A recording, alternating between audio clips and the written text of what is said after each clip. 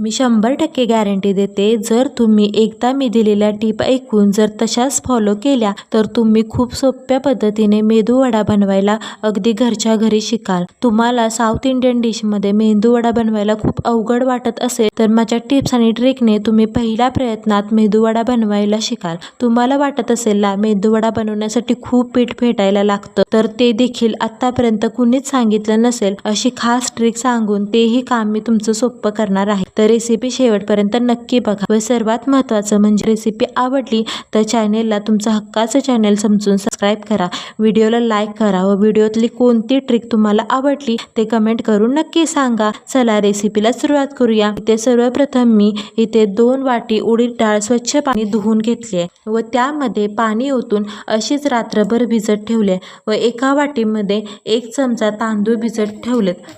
मला हा नाश्ता सकाळी बनवायचा होता म्हणून मी रात्री भिजत ठेवली होती, पण जर तुम्हाला सकाळी जास्त गडबड होत असेल तर तुम्ही दुपारी डाळ भिजत ठेवून 4 तास झाल्यानंतर ती वाटून संध्याकाळी तसेच फ्रीजला ठेवू शकता व सकाळी तुमची गडबड होणार नाही। चला आता डाळ भिजलेली आहे तर आता मी मिक्सरच्या भांड्यात काढून त्यामध्ये जिरे, 2 हिरव्या मिरच्या, चवीनुसार मीठ व किसलेलं आलं टाकून घेतले। आलं किसलेलं घ्या शक्यतो, कारण की जर डाळीत तुकडे टाकले तर कधी कधी ते तुकडे तसेच राहतात। आता हे मी वाटून घेतले व आता ह्यामध्ये भिजवलेले तांदूळ टाकून आता हे सगळं छान असं बारीक करून घेते। ह्यामध्ये फक्त 2 चमचे पाण्याचा वापर मी यामध्ये केलेला आहे, जास्त पाणी वापरायचं नाही, आपल्याला हे पीठ घट्टच ठेवायचं आहे। आता हे बारीक झाल्यावरती सगळ्यात महत्त्वाची टीप म्हणजे तुम्हाला हे पीठ हाताने जास्त फेटावं लागणार नाही। ह्यासाठी पीठ बारीक झाल्यावरती मी हे 2 मिनिट असंच पल्स मोडवरती फिरवून घेत आहे। तुम्ही नक्की फिरवून बघा एकदा।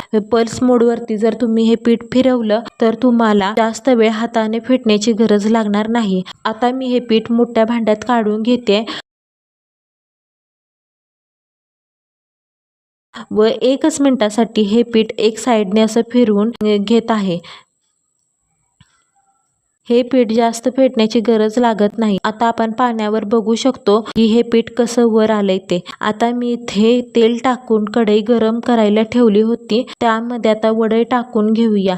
वडे देखील तुम्ही चमचा, गाळण ह्याचा वापर न करता हाताच्या साहाय्याने खूप छान पद्धतीने पहिल्याच प्रयत्नात वडे करू शकता। मी जे सांगते ते नीट समजून घ्या। सुरुवातीला पिठाला हात लावायच्या आधी आपण दोन्ही हात पाण्यात पूर्ण ओले करून घ्यायचे व त्यानंतर उजव्या हाताने पीठ घ्यायचं व त्याचा गोळा करत डाव्या हातावरती थापून तेवढ्या आकाराचा करायचा आहे तेवढा करून मग त्यामध्ये होल करून घ्यायचा व पुन्हा उजव्या हाताला थोडं पाणी लावून वडा उजव्या हातावर घेऊन तेलात हळू सोडायचा। वडे तेलात सोडताना गॅसची फ्लेम बारीक असावी व परत सर्व वडे सोडून झाले मग गॅसची फ्लेम मीडियम टू हाय अशी ठेवून आपल्याला सगळे वडे दोन्ही साईडने छान असे तळून घ्यायचे आहेत। हे वडे सांबार सोबत खूप छान लागतात, तर तुम्ही देखील नक्की बनवा व कसं झाले ते सांगायला विसरू नका। हे वडे हाय फ्लेम वरती तळल्यामुळे ह्याला तेल पण जास्त सुटत नाही।